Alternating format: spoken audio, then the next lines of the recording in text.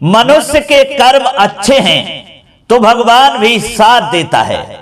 नमस्कार दोस्तों, स्वागत है आप सभी दर्शक भाइयों का फिर से हमारे YouTube चैनल दर्पण ज्ञान गंगा में। प्रिय दोस्तों, आज भी आपके लिए लेकर के आए हैं इस वीडियो में बहुत ही शिक्षाप्रद कहानी।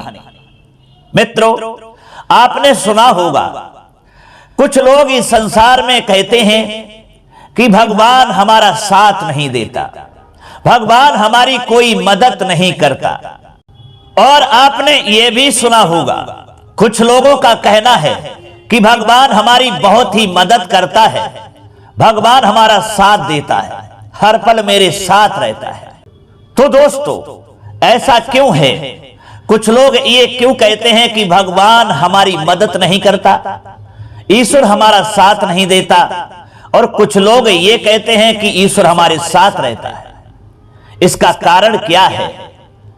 तो दोस्तों, इस संबंध में आपके लिए एक बहुत ही ज्ञानवर्धक कहानी सुनाने के लिए जा रहे हैं, जो आपके लिए बहुत ही महत्वपूर्ण होती है। आपको ये जीवन में बहुत कुछ सिखा करके जाएगी। आपसे निवेदन है कि आप हमारी कहानी को शुरू से अंत तक ही सुनें। आप हमारी कहानी में कहीं खो जाएं, उससे पहले आपने चैनल भी सब्सक्राइब नहीं किया है तो हमारे चैनल को भी सब्सक्राइब कर लें और बेल आइकन घंटी को भी दबा दें, ताकि हमारी हर वीडियो का नोटिफिकेशन आपको सबसे पहले पहुंचता रहे। चलिए दर्शक भाइयों, अधिक विलंब न करते हुए अब सीधे इस कहानी पर ही पहुंचते हैं। प्रिय दोस्तों, एक समय की बात है, किसी नगर में एक गंगाधर नाम के पंडित जी रहा करते थे। उनके पत्नी थी, बच्चे भी थे। पंडित गंगाधर जो थे पुरोहिती का काम करते थे। पुरोहिती का काम करने के लिए जाते और उसी से जो कुछ भी उन्हें मिलता था, उसी सारी दक्षिणा से उनके परिवार का गुजर बसर होता था, अर्थात उनके परिवार की जीविका चला करती थी। पंडित इतने में ही प्रसन्न था, लेकिन गंगाधर की जो पत्नी पंडितानी थी, उनके लिए प्रसन्नता नहीं थी। वो सोचती थी कि इस पुरोहिती से हम क्या कर सकते हैं, इस पुरोहिती से हम अपने पेट तो पाल सकते हैं, लेकिन अपने बच्चों को पढ़ा लिखा नहीं सकते, अपने परिवार का सही तरीका से खर्चा चला नहीं सकते, इसलिए हमें कुछ अलग करना चाहिए। तो एक दिन पंडितानी ने अपने पति पंडित गंगाधर से कहा कि हे स्वामी, इस पुरोहिती से आपका कोई काम नहीं चलेगा। इससे हमें भोजन तो मिल जाएगा, लेकिन हमारे परिवार के खर्चे नहीं हो पाएंगे। इसलिए आप कहीं दूसरी जगह परदेश में चले जाओ, कुछ काम कर लाओ, कुछ कहीं नौकरी कर लो, जिससे हमारे परिवार का सही तरीका से खर्चा चल पाए। दोस्तों, पंडितानी ने पंडित गंगाधर से कई बार कहा, लेकिन हर बार पंडित गंगाधर जो थे अपनी पत्नी की ये बात को टालते रहे। जब कई बार कहा तो एक दिन पंडित गंगाधर ने अपनी पत्नी से कहा कि पंडितानी, आप हमारे लिए कई बार कह चुकी हो कि कहीं बाहर चले जाओ, नौकरी कर। ठीक है, अब मैं कल जाऊंगा, आप हमारे लिए खाने पीने की व्यवस्था कर देना और मैं सुबह ही परदेश के लिए निकल जाऊंगा। दोस्तों, वही हुआ। अगला दिन जब हुआ, पंडित जी जब परदेश चलने के लिए तैयार होते हैं, तो उससे पहले उनकी पत्नी पंडितानी ने पंडित गंगाधर के लिए भोजन की व्यवस्था की। 2 आलू जो थे वो उबाल दिए और उनके लिए एक छोटी सी थैली में रख दिया, पंडित जी को दे दिया। अब पंडित जी जो थे वो परदेश नौकरी करने के लिए, अर्थात पैसा कमाने के लिए घर से निकल देते हैं। जिस रास्ते पर जा रहे थे वो रास्ता जो था कच्चा रास्ता था और जंगल के रास्ते से होकर के गया था। पंडित जी को चलते चलते दोपहर हो गई। पंडित जी को जब भूख लगी तो पंडित जी विचार करते हैं कि कहीं जल की व्यवस्था हो जाए, वही हम थोड़ा स्नान करेंगे और वही भोजन करेंगे, फिर वहीं पर विश्राम करेंगे।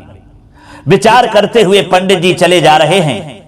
तब तक पंडित गंगाधर ने देखा कि एक सामने बड़ा सुंदर तालाब है, जिसमें बड़ा ही स्वच्छ जल भरा हुआ है।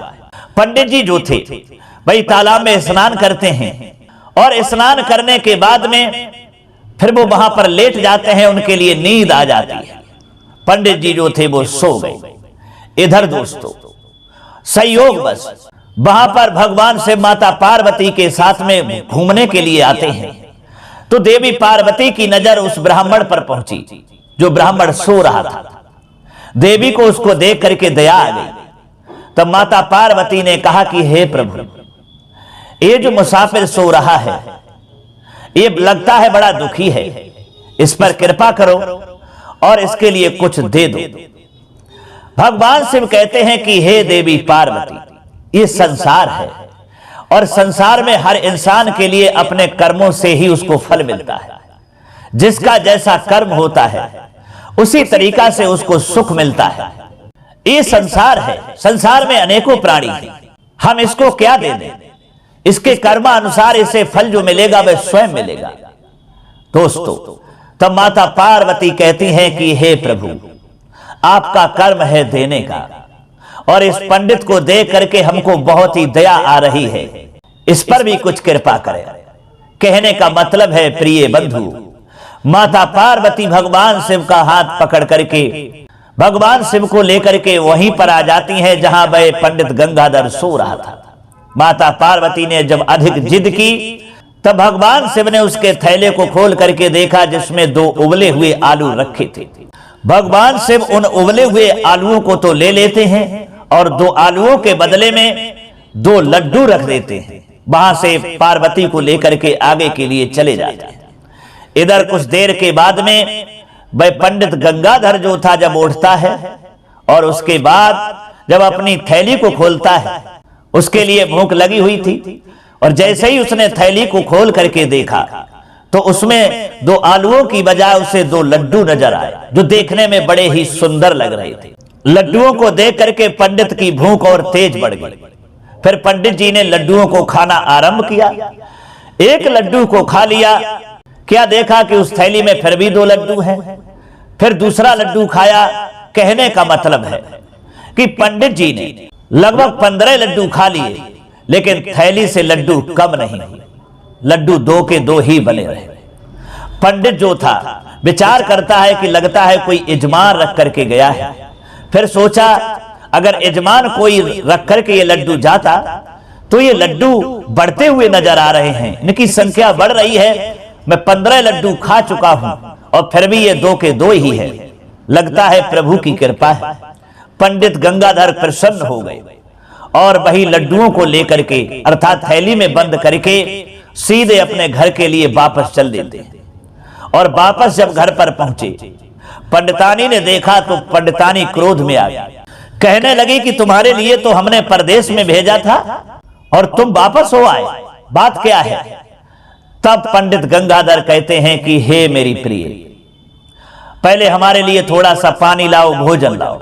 सर्वप्रथम भोजन करेंगे, पानी पिएंगे, उसके बाद में फिर बताएंगे। पंडितानी जो है भोजन लेकर के आती हैं, पानी लेकर के आती हैं। हाथ मुंह धो करके पंडित गंगाधर भोजन करते हैं।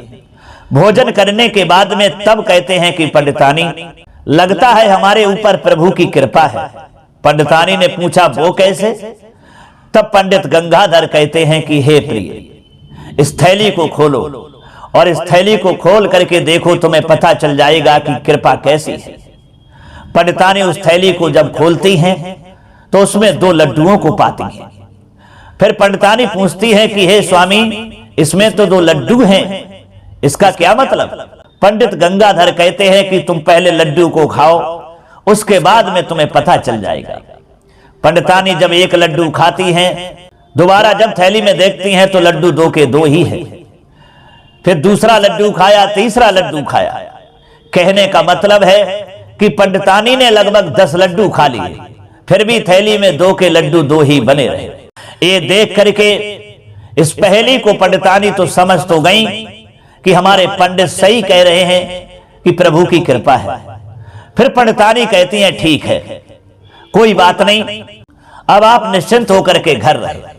दोस्तों 2-3 दिन के बाद में पंडित क्या करता है कि हलवाई के नाम पर एक दुकान रख लेता है और उसी थैली को जब खोलता है तो अनेकों लड्डू बन जाते हैं। लड्डू निकालता है लेकिन लड्डू थैली से कम नहीं होते। और इतने स्वादिष्ट लड्डू थे कि उसके लड्डू जो खाने के लिए आते हैं, जो उसे खरीदने के लिए आते हैं, पहले तो लड्डुओं को देख करके ही बड़े खुश हो जाते हैं, और जब लड्डुओं को खाते हैं तो ऐसा स्वाद था कि शायद उनके लिए जीवन में कभी ऐसे स्वाद के लड्डू नहीं मिले हों। क्योंकि दोस्तों, स्वाद क्यों नहीं होता, उनमें भगवान शिव का हाथ लगा हुआ था। अब तो पंडित जी की दुकान जो थी बहुत ही चलने लगी, लड्डुओं की अधिक से अधिक सेल होने लगी। पूरे नगर के लोग पंडित जी की दुकान पर ही लड्डू खरीदने के लिए आते हैं और अनेकों लड्डू खरीद करके अपने अपने घर ले जाते हैं। यदि कोई भंडारा करता है तो भी लड्डू पंडित की दुकान से ही ले जाते हैं। अर्थात धीरे धीरे पंडित को अधिक लाभ होने लगा, और इतना लाभ हुआ कि पंडित जी ने अपना मकान भी बहुत सुंदर बना लिया।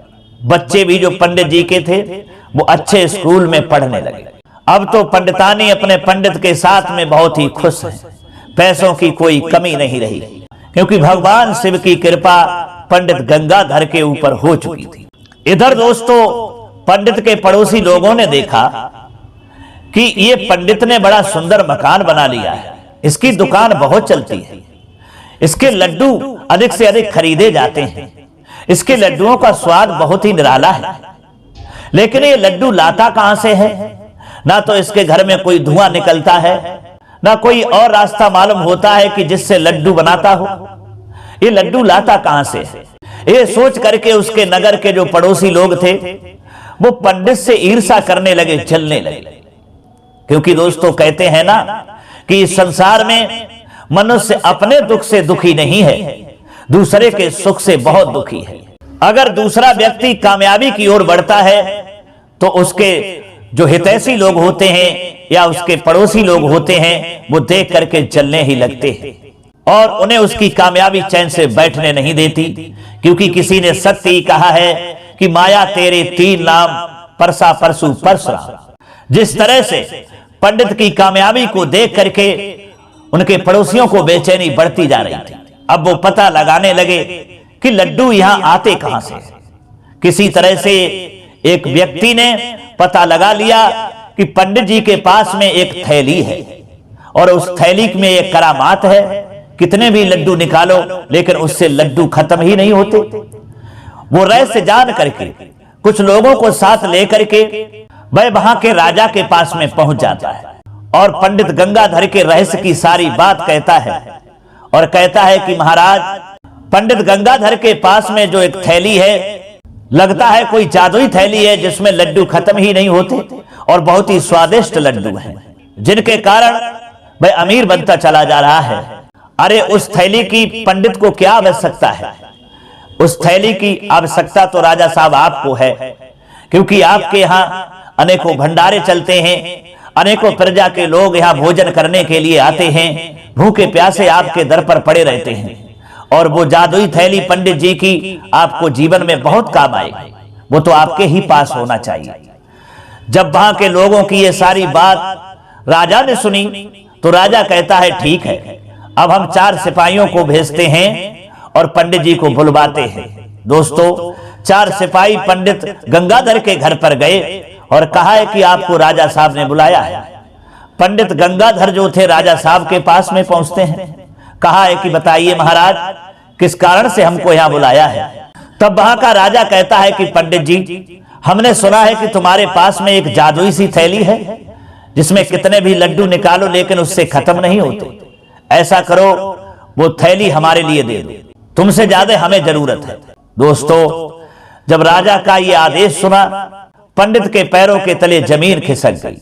पहले तो कुछ मना करने के लिए पंडित होता है, लेकिन इतनी हिम्मत कहां थी कि वह राजा साहब को मना कर देता।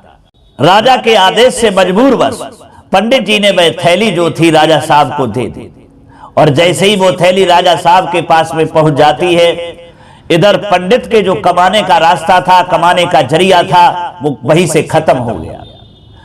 अब लड्डू कहां से आने वाले थे?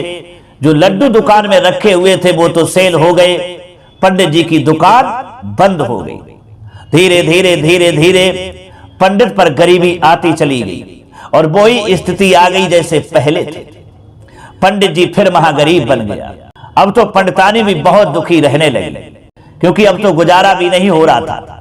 तो दोस्तों, एक दिन पंडितानी ने फिर कहा कि हे मेरे महाराज, अब आप ऐसा करें, आप जहां जिस तालाब पर गए हुए थे उसी तालाब पर जाएं, तभी कोई ना कोई रास्ता मिल सकता है, कोई ना कोई प्रभु की कृपा फिर हो सकती है, जिससे हमारे अच्छे दिन आ सकते हैं। आप चले जाएं। दोस्तों, कई बार कहने के बाद पंडित जो था फिर जब चलने के लिए तैयार होता है तो पहले की तरह ही पंडितानी ने 2 आलू उबाल दिए, एक थैली में बंद करके और पंडित जी को दे दिए। पंडित जी वहां से चल देते हैं और चलते चलते वहीं पर पहुंच गए जहां 3 साल पहले उस तालाब पर सोए थे, जहां उनके लिए भगवान शिव ने कृपा की थी और 2 लड्डू दिए। 3 साल के बाद में पंडित जी उसी तालाब के किनारे जाते हैं और वहीं जाकर के पंडित जी कुछ देर तक तो लेटे रहे, फिर सो गए, गहरी नींद आ गई। इधर दोस्तों, संयोग बस उस दिन भी भगवान शिव और पार्वती भ्रमण करने के लिए निकले। पार्वती की नजर उसी ब्राह्मण यानी गंगाधर के ऊपर पहुंच गई। तो पार्वती ने कहा कि प्रभु देखा, वह लगता है ब्राह्मण ही है जो 3 साल पहले यहीं पर ऐसे ही सोता हुआ मिला था, जिस पर आपने कृपा की थी। लगता है उस कृपा का इस पर कोई असर नहीं पड़ा। चलो प्रभु, इसके बारे में देख करके इस पर दोबारा कृपा करो। भगवान शिव कहते हैं कि हे देवी पार्वती, मैंने उस दिन भी आपसे कहा था कि इस संसार में मनुष्य के लिए जब सुख मिलता है तो उसके स्वयं कर्म होते हैं, अपने कर्मों से ही उसके लिए सुख मिलता है और दुख मिलता है। अब हम क्या करें, इसे सोने दो और यहां से आगे चलो। देवी पार्वती कहती हैं कि प्रभु नहीं, जब इसको मैंने देख ही लिया है तो इस पर फिर कृपा कीजिए। भगवान शिव को लेकर के पार्वती फिर वहां पहुंचती हैं। भगवान शिव ने उसकी थैली को जब देखा तो उसमें पहले की भांति 2 उबले हुए आलू रखे हुए थे।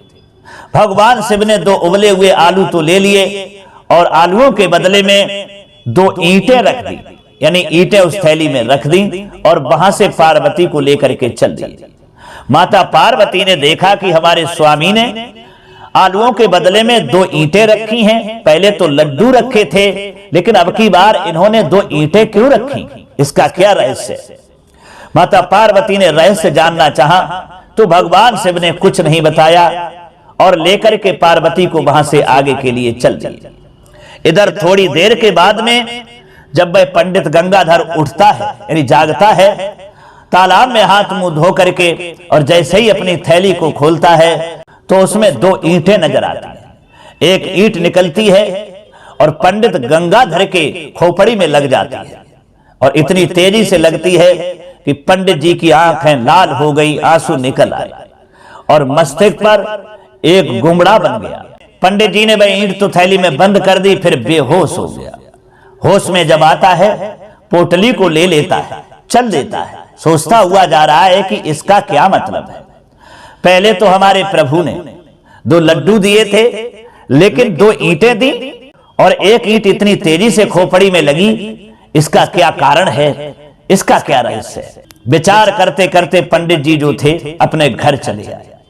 पंडितानी ने देखा, पंडितानी समझ गई कि लगता है पहले की बात भगवान ने पंडित जी पर कृपा कर दी होगी। इधर भोजन लेके आई और जल लेके आई, अपने पति पंडित के लिए भोजन कराया, जल पिलाया। पंडित जी विश्राम करने लगे और सो गए। उसके बाद में पंडितानी जाती हैं और उसी थैली को जब खोलती हैं जिसमें 2 ईंटें नजर आई, एक ईंट निकलती है और निकल करके पंडितानी की खोपड़ी में लग जाती है। पंडितानी भी परेशान हो गई, ईंट को बंद कर दिया और पछाड़ खा के पीछे के लिए गिर गई। उसके बाद में पंडितानी भयभीत होकर के अपने बिस्तर पर जाकर के लेट गई।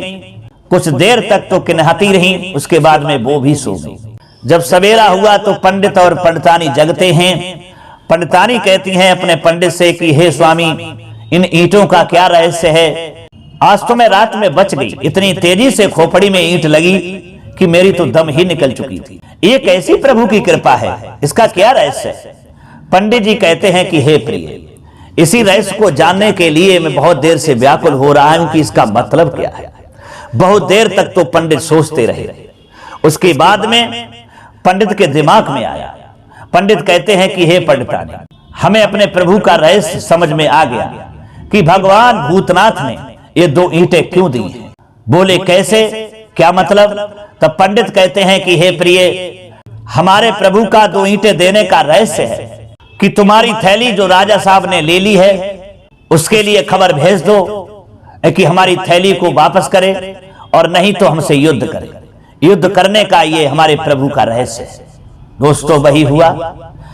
पंडित गंगाधर जो है राजा साहब के लिए खबर भिजवाते हैं कि हे राजा साहब, या तो हमारी थैली वापस कर दो, आधा राज्य हमें दे दो, और नहीं तो हमारे साथ युद्ध करो। जब खबर देने वाला राजा के पास पहुंचता है, पंडित की सूचना देता है, तो राजा क्रोध में आ गया। राजा ने 12 सिपाही भेजे और कहा कि जाओ, उस पंडित की इतनी मजाल कि हमसे युद्ध करने की चुनौती दे रहा है, उसे तुरंत पकड़ करके लाओ। सिपाही जो थे पंडित को पकड़ने के लिए भागते हैं। इधर पंडित ने पूरी तरह से तैयारी कर ली थी।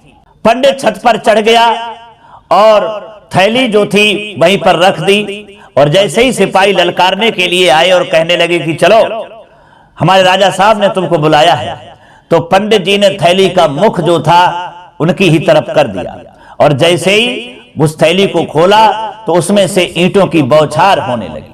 जो 12 सिपाही गए थे वो लहूलुहान हो गए और अपने प्राण बचा करके तुरंत भागते हैं और जाकर के राजा से कहते हैं कि वहां तो ईंटों की बौछार होने लगी।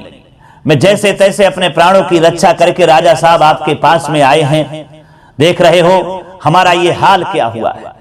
और उसने कहा है कि या तो उसकी थैली वापस कर दो, आधा राज दे दो, और नहीं तो युद्ध करो। दोस्तों, जब अपने सिपाहियों को लहूलुहान राजा देखता है तो उस राजा के लिए क्रोध बढ़ ही चुका था, तो उसने अपनी सेना को सजाया और सेनापति से कहा कि सारी सेना को लेकर के जाओ और उस पंडित से युद्ध करो, उसे तुरंत पकड़ करके हमारे पास में लाओ। सेनापति सेना को लेकर के चलता है। इधर पंडित ने क्या किया, अपने घर के बाहर एक ऊंचा सा टीला था, उसी टीले पर वो ईंटों वाली थैली रख दी, और जैसे ही सेनापति सेना को लेकर के वहां जाकर के ललकारता है, तब पंडित जी जो हैं उसी थैली का मुख जो है सेना की ओर कर देते हैं, खोल देते हैं। ईंटों की बौछार होने लगती है। इतनी ईंटों की बौछार होती है कि उनके हथियार ईंटों के सामने काम नहीं करते हैं। सारी सेना परास्त हो जाती है। सेनापति घबरा जाता है और वहां से हार करके सीधे राजा के पास में आ जाता है। सेनापति कहता है कि हे राजा साहब, उससे युद्ध जीतना अब तो बहुत बड़ी बात है, उससे युद्ध नहीं जीत सकते। उसके पास में तो ईंटों की बौछार होती है जो हमारे हथियार भी काम करना बंद कर देते हैं। इधर जब राजा ने सुना तो अपने मंत्री और संतरियों के लिए बुलवाया और मीटिंग तैयार की, उनसे राय मशवरा लिया कि अब क्या किया जाए ताकि उस पंडित से विजय प्राप्त हो पाए। तो मंत्री और संतरियों ने कहा कि राजा साहब, उस पंडित से विजय प्राप्त नहीं की जा सकती, क्योंकि उस पर लगता है साक्षात प्रभु की कृपा है। आपने उसके साथ में गलत किया जो उसकी थैली को ले लिया है। या तो उसकी थैली को वापस कर दो, आधा राज्य दे दो, और नहीं तो वह पंडित किसी के लिए भी जीवित नहीं छोड़ेगा। वही हुआ। इधर दोस्तों, राजा साहब जो है वो पंडित की थैली को पुनः वापस करता है, आधा राज्य दे देता है। तब पंडित जी जो हैं आधे राज्य को पाकर के अपने प्रजा के लोगों की अच्छी तरीका से देखभाल करते हैं और उनकी मदद करने लगते हैं। खुशी खुशी पंडित और पंडितानी रहने लगते हैं। तो दोस्तों, ये कहानी जो है, ये कहानी सिखाती है कि भगवान जो है अच्छे कर्म करने वालों पर ही उनकी मदद करते हैं, उनका साथ कभी नहीं छोड़ते। जो अच्छे कर्म करते हैं उनका साथ कभी नहीं छोड़ते। बताया है कि जिसके अच्छे कर्म होते हैं और कर्मों के अनुसार जिसका अच्छा उद्देश्य होता है, अच्छी नीयत होती है, तो भगवान उसका ही साथ देता है। पंडित की अच्छी नीयत थी, अच्छा उद्देश्य था, अच्छा कर्म था, और इधर राजा की नीयत अच्छी नहीं थी, अच्छे कर्म नहीं थे। नीयत खराब होने से ही पंडित की थैली को ले लिया, जिसका परिणाम हुआ कि राजा का आधा राज्य भी चला गया। कहने का मतलब है कि भगवान ने पंडित की मदद की और इधर राजा की कोई मदद नहीं की, जिसमें मैंने बताया है कि अच्छे कर्म है यदि हैं तो भगवान भी साथ देता है, और मनुष्य के अच्छे कर्म नहीं हैं तो भगवान भी कभी साथ नहीं देता। यही कहानी आपके लिए सिखाती है। तो दोस्तों, कैसी लगी हमारी कहानी? हमें उम्मीद है ये कहानी आपको जरूर अच्छी लगी होगी, पसंद आई होगी। अगर कहानी आपके लिए अच्छी लगी है तो कमेंट बॉक्स में जरूर बताना, और हो सके तो अपने दोस्तों के लिए भी शेयर करना। अब क्षमा चाहते हैं, पुनः मिलेंगे अगली वीडियो में किसी और नई चर्चा में। तब तक के लिए सब्सक्राइबर बंधु एवं दर्शक भाइयों के लिए राधे कृष्णा, ओम नमः शिवाय, नमस्कार।